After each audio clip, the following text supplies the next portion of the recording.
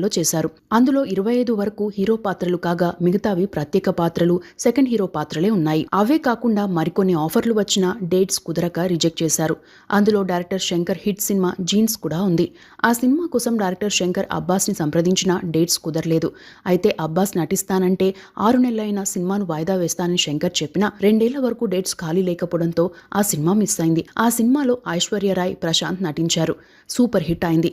విజయ్ నటించిన కథలుక్కు మర్యాదలే సినిమాతో పాటు చంద్రచూడ్ నటించిన జోస్ సినిమాకు కూడా డేట్ సెట్ కాకపోవడంతో వదులుకున్నాడు. ఆ టైంలో అబ్బాస్ చేసిన సినిమాలన్నీ ఫ్లాప్ కాగా అబ్బాస్ వదులుకున్న సినిమాలు హిట్ అయ్యాయి. ఇక అబ్బాస్కి వరుస ఫ్లాప్స్ రావడంతో నిర్మాతలు చాలా మంది సినిమాలను వాయిదా వేయడం మొదలుపెట్టారు.